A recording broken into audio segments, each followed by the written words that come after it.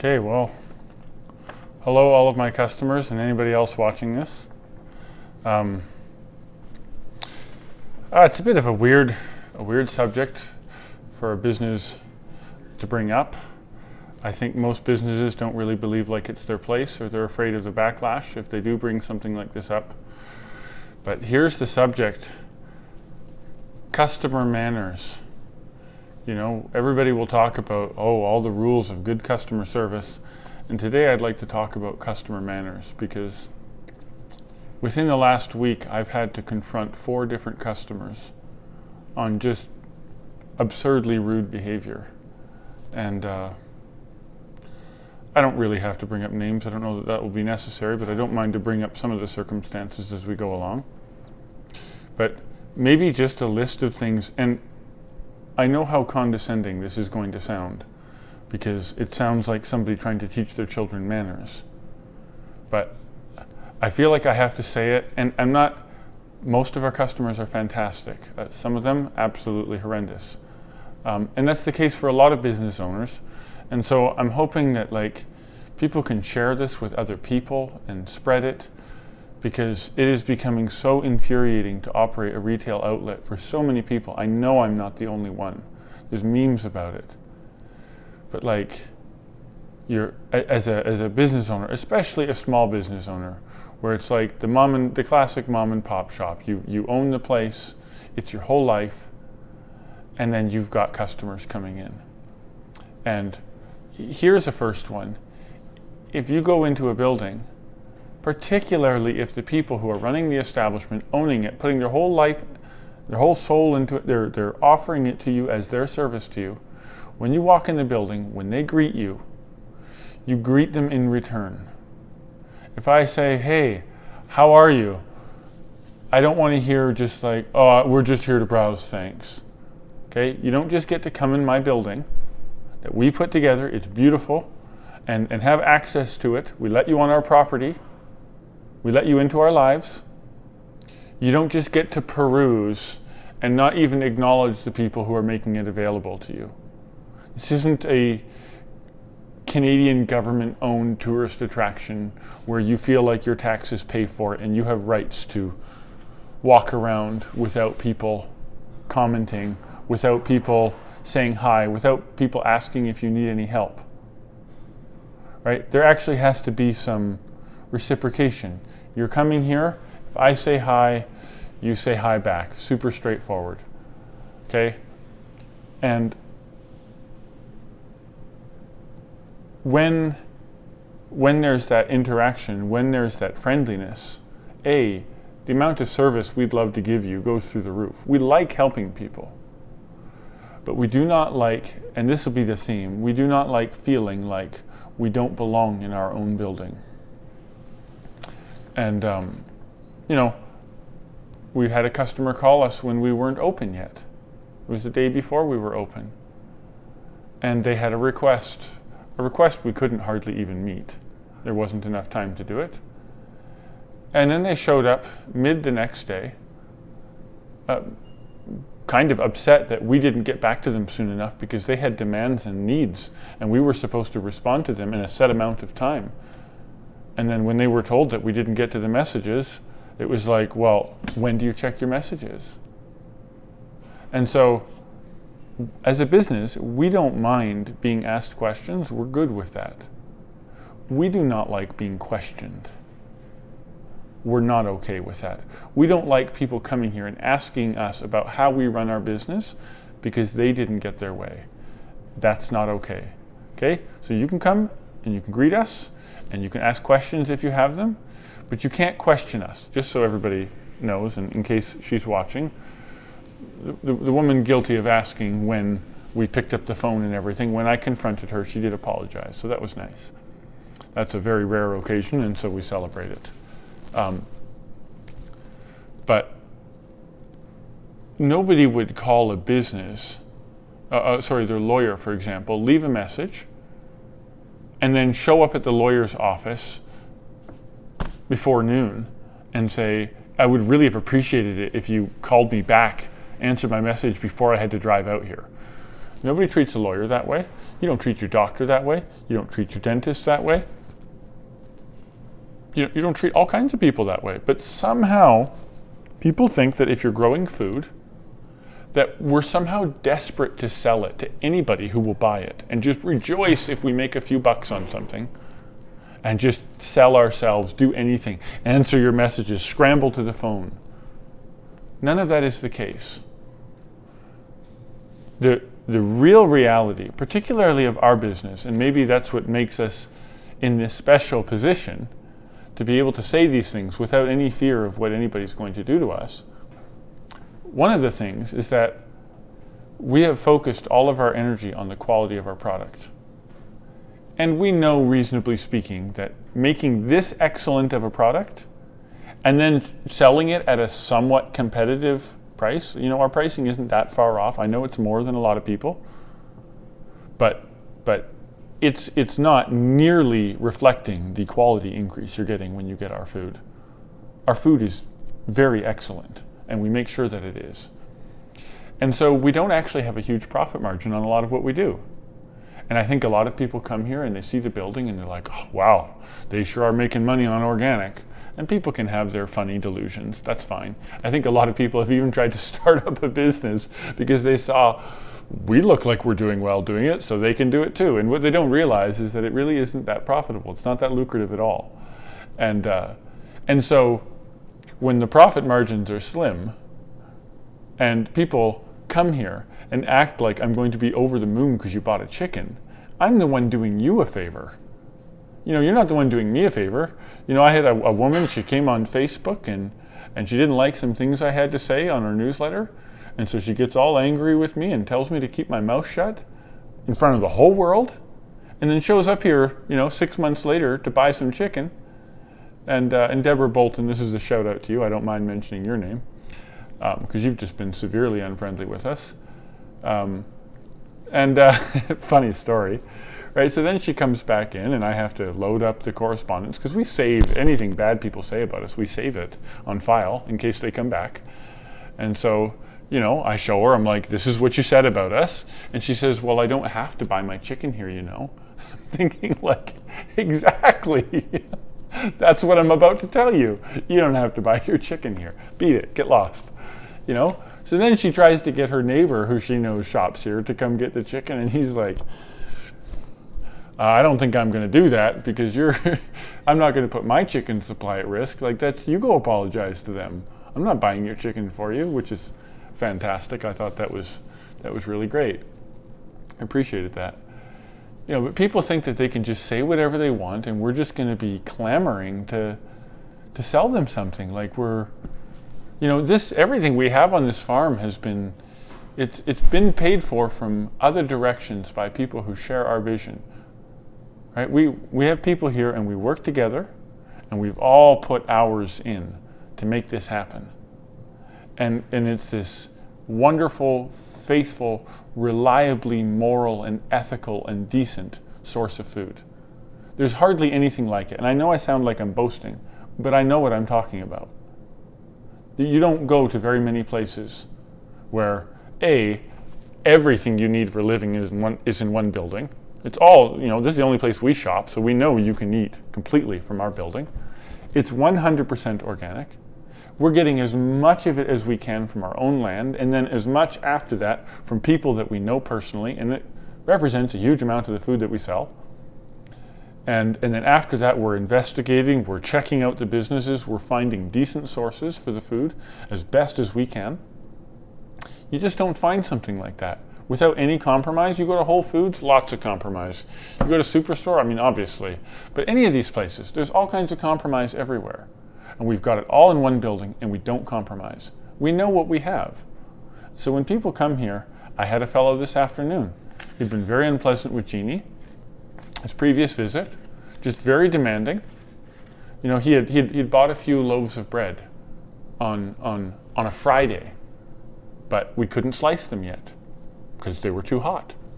Comes back the following Sunday morning, first thing, puts the 2 loaves of bread on the counter with the twist ties right done up. And he says, can you slice these for me? Doesn't help to untwist tie them at all. And Jeannie is like, she doesn't even hardly know what to do. She's, okay, we slice our bread in the evening. We do it all at once. We sweep up the mess. So now she's got to pull out the slicer for this guy and slice 2 loaves. And he won't help a bit. Doesn't say, hey, I'm so sorry about this. Just wants his way. Just wants things exactly his way. And they have been that way the whole time as customers. Everything had to be exactly their way.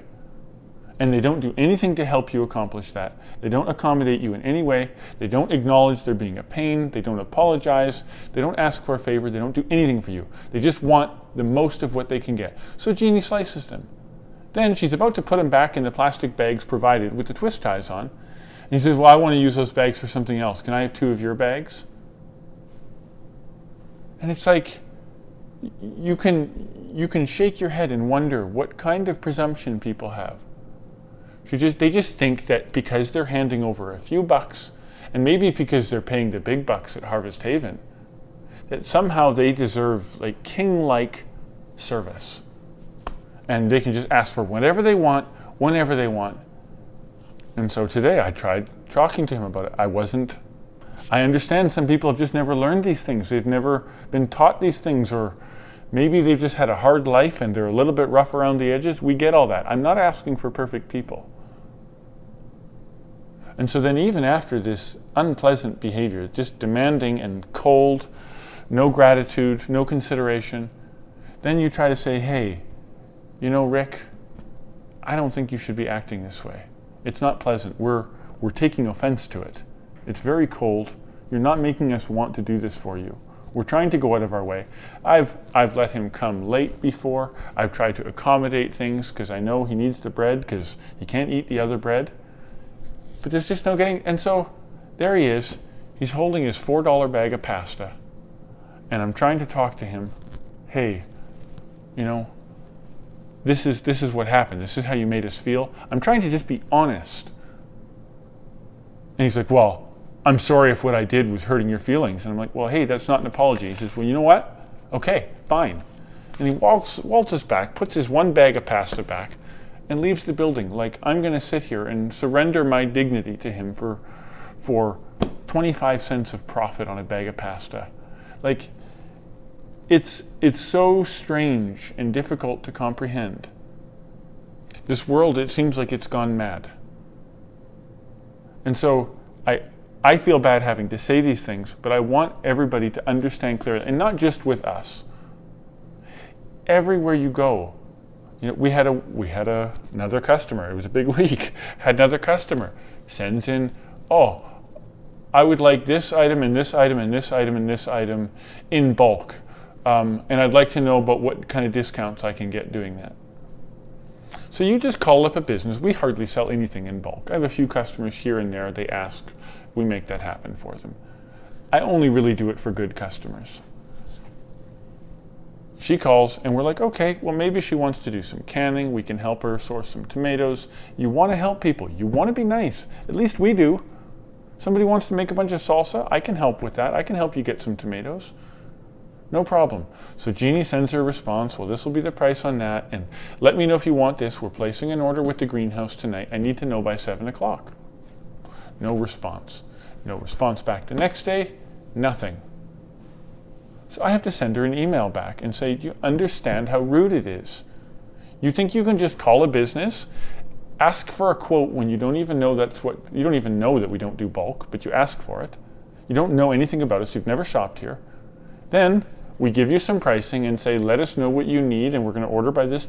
No response. Not even a thank you. Not even, oh, hey, a little more than I expected. Thanks for your time. I understand you don't have to follow through. You get a quote, you can decide whether or not to buy it. But when you call a business and you ask for a quote, they have to spend time. The person on the other end has to do work for you to get you an answer so that you can compare it to all the other answers you're getting so that you can choose the cheapest one for you and gain the best advantage.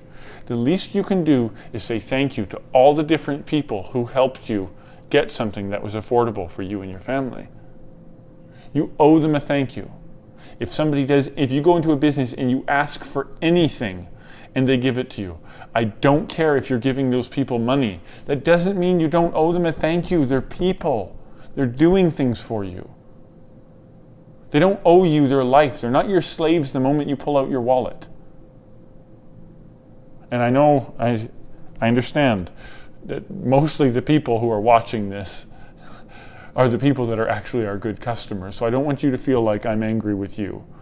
But let's hit the share button, because there are so many people who need to understand that you can't just go to a business. You can't just come to my store and think, you walk around the store, you have almost nothing to buy because it's too expensive. You've never been here before. You don't even know where you're coming. And they'll come in and they'll get almost nothing, if anything. And then they'll ask, can I walk around the farm and show my kids the animals? And I know I've touched on this in another video, but the answer is no. Absolutely not. You can't just come here and take. We're here to give, but we're here only to give to the thankful, not the takers. If I so much as sniff out somebody trying to just take for themselves and not give us, not even just give us gratitude, okay, we'll work for gratitude. I've done a lot of things for people simply because they're grateful. I don't mind. But when it's just about getting, and you'll ask once and okay, I'll do you a little favor. Okay? Oh, I don't know if I can eat this many carrots. Do you have a smaller bag of carrots? No problem. I get you a smaller bag of carrots. Okay? That isn't a license to come back in the next time and say, can I have a smaller bag of beets? Do you have, here's my favorite one. They'll take a look at the produce on display and say, oh, do you have anything nicer in the back? Has anybody ever gone to Superstore before and grabbed one of the clerks and be like, hey, do you have nicer celery in the back? I know you need to sell this or it will spoil and you won't make any money, but I don't really care. So can I have something nicer for me and my family? I would like to get every last penny for my money. I don't care if you lose money. And I've had to talk to customers, and every one of them, they all get offended with you. You can't say anything. And I'm just like, well, who did you think was going to eat this? Oh, the hummus is expired by 1 day. And you normally buy the hummus because you like the hummus, but now that it's expired by 1 day, you just can't buy it, right? We eat it after you don't, but you just can't buy it. It's impossible. It doesn't occur to you that a place like this is only available, and I'm speaking to this next customer I'm going to talk about. They don't understand that we're bringing in the product a lot of the times for them. You're trying to consider people, right? We don't have a Costco amount of customers, and so sometimes you're looking through your catalog and you're like, oh yeah, Pam really likes this stuff here. We should get that for her. Yeah, she'll buy that. Okay, and then you're thinking about this person over here. Oh yeah, no, they don't want to live without that barbecue sauce. They like that. So, okay, well yeah, we'll bring in a case of that. And you're thinking, and if they don't buy it, I guess we'll have to eat some of it. That's fine. But we're literally thinking about individual human beings when we're placing our orders. Right? The shelf doesn't just have all those items on it because everybody wants them. Okay? There's some products, it's like 2-3 people buy them. And we're thinking about those people. It's not just because we want to make a few dollars. Okay? We're caring about individual human beings. Okay? I had a customer, and it irritates me because this was for the customer I'm going to talk about. You know, they really liked big chickens. So sometimes we'd be stocking the freezer and you'd see a real big chicken. Oh, 7-pounder. We'll keep that aside for them. You know? And we'd keep them aside. They'd come in and we'd be like, oh yeah, no, we'll get you a bigger chicken from the back. You try to be considerate. The very same people that we're trying to be considerate of, trying to be good customer service, be thoughtful, be kind, goes shopping with her daughter, knocks a bag of pasta on the floor. Okay, accidents happen, no problem. Only 12 little noodles pop out. What's the right thing to do? Oh no. You pick up the bag and you say, hey, do you have a piece of tape so I can seal this? I'll definitely buy it. Right? Then you and your daughter get on the floor, pick up the 12 noodles that have scattered around, and ask if there's a garbage can or stick them in your pocket. Right? Don't worry, I'll clean it up. This was our mistake. No way. Just comes to the till and it's like, excuse me, I broke a bag of pasta. And then goes right back to shopping. And then Marilyn, in her 70s, has to crawl on the ground, pick up the pasta while she pushes her cart with her kid. Absolutely, bafflingly selfish. There's no excuse for it. What detachment has taken place? What horror has Walmart and Safeway and Costco taught all of these selfish people? It's breathtaking. And it has to stop. It has to stop. If another customer, and I wrote in the email to this customer, if another customer broke the bag of pasta, you should be willing to help them clean it up. Let alone when you break the bag of pasta. It's amazing. And you know what? We've had people break things and like, oh, I'm so sorry. I'll pay for it. We're like, hey, you know what? Don't worry about it. We'll take care of it. We're going to make pasta anyway. You probably didn't. It's fine. If somebody would apologize truly, and she was like, I'm so sorry, but won't help to clean it up and won't offer to buy it, that's not sorry. That's just saying sorry so that you can get your way. She didn't want to buy that pasta, so she didn't want to take it home. $4, $3.99. $3.99. Been shopping here for 10 years or more. And for $3.99, she can't shop here anymore. Because when you bring it up and you say, look, I've tolerated all kinds of stuff from you. They returned peanuts, a $3 bag of peanuts, because they didn't find them to be salty enough. And they bother us with a return for that. And oh, this avocado didn't ripen properly. And we've put up with stuff for all these years from different people. And you want to be patient. You don't just want to, we've all had stupidities in life and blindnesses. I don't want to just breathe down people's throat for no reason. We can forgive lots of stuff. But it's like, I'm now at a place where if people come in here and they can't treat us with the dignity and respect that we deserve, the people that are at this farm, pretty much everybody here was independently successful somewhere else. And they've all given up all those selfish perks of spending all your retirement money on yourself and traveling, and instead taking all of what you have, everything you've earned in your life. Okay, James, faithful friend of ours, works here all the time. Without James, none of this meat would even be in the freezers.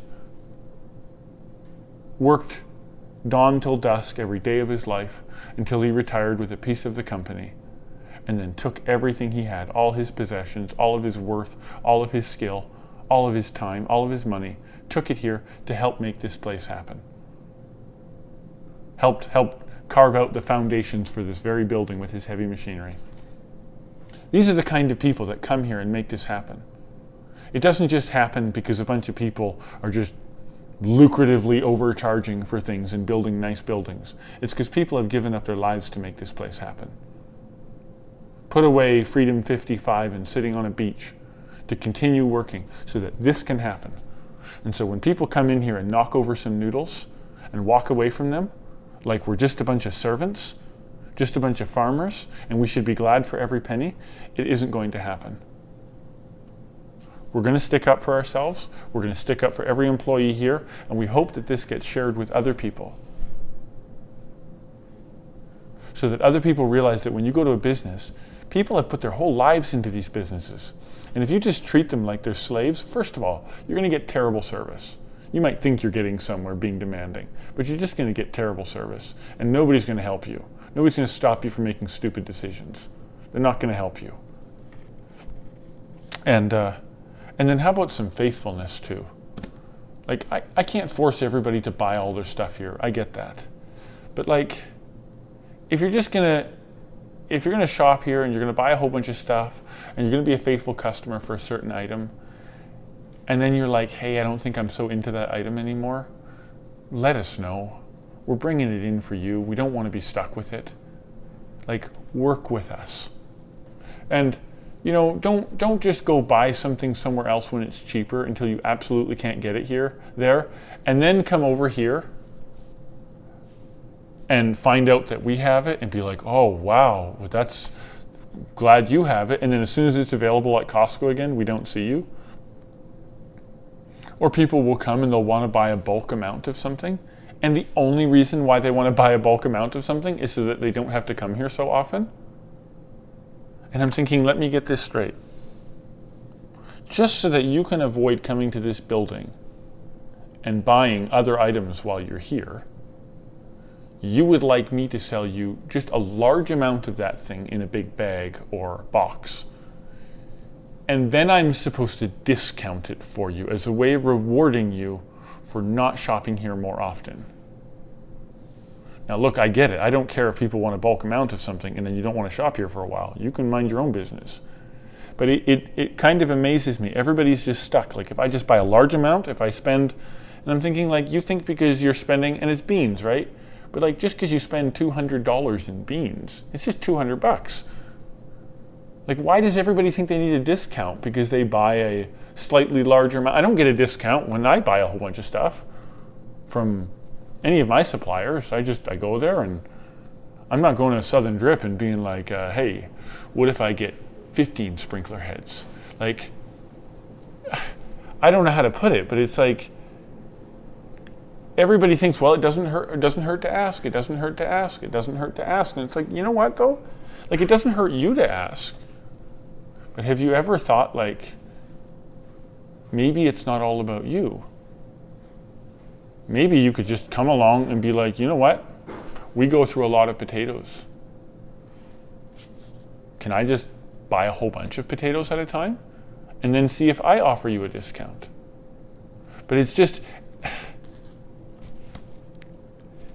I can't even give these specifics because I don't even mind. I sell potatoes in burlap sacks for a discount all the time. I'm not complaining about that.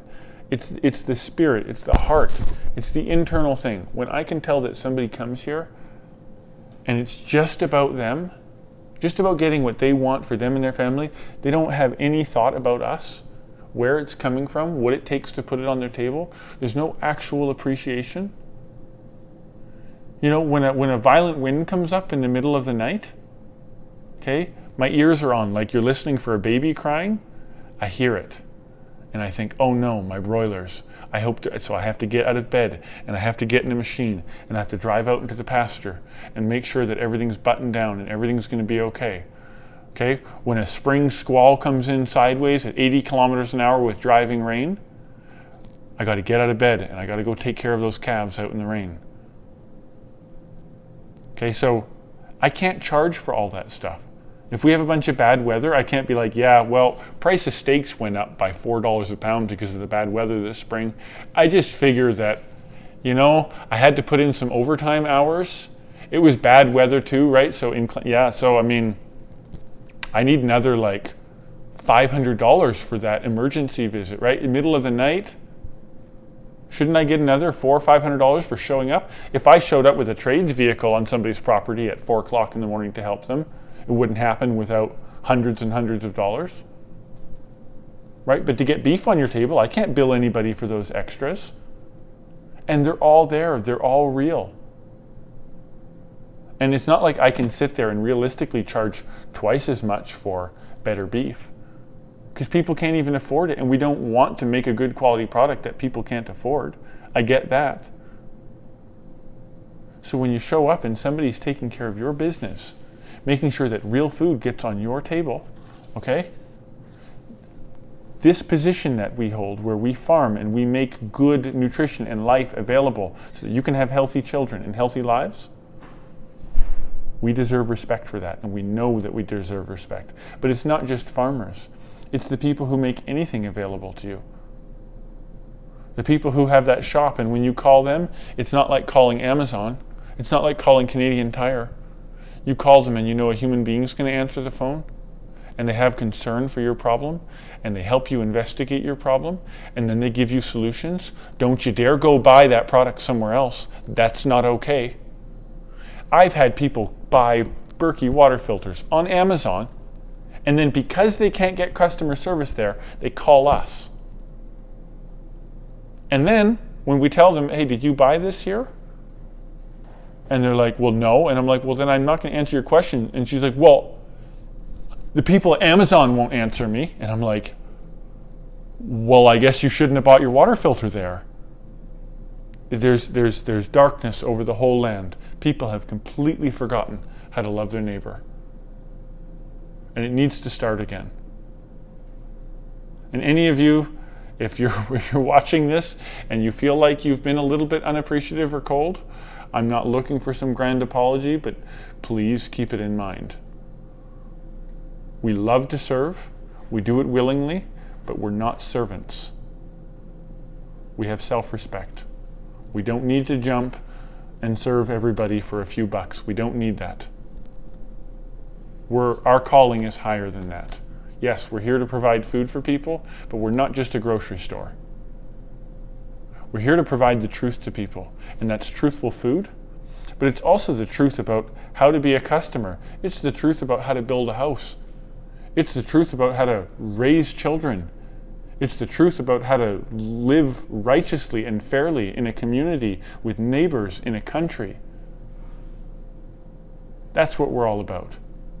And we're not about to compromise any of those morals or principles or our actual true calling before God just to sell a few extra groceries.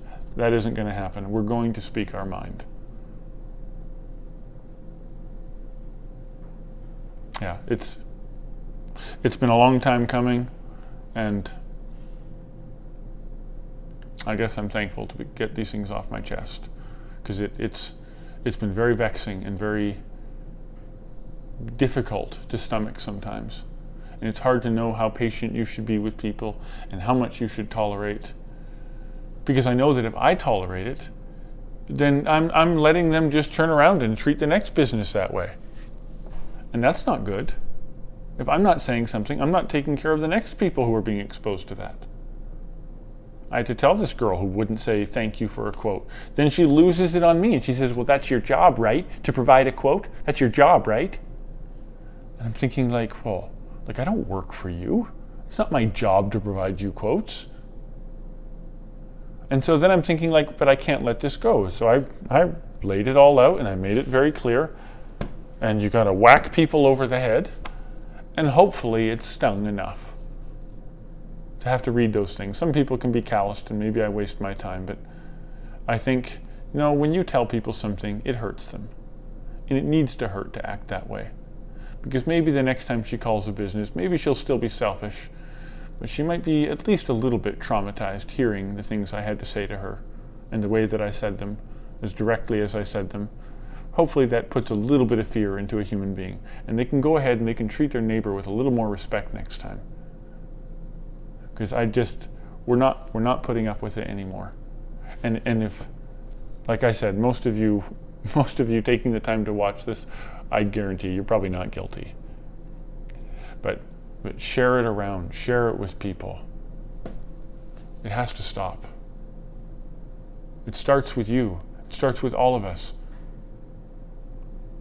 Got to turn things around and make things better. Leave the world a better place. Leave the people that you're doing business with happier, not just poorer. Make them feel appreciated. It's not just for me. We can live without it. We've lived without it for long enough. But we want it now for us, and we want it for everybody else too. Let's make this happen.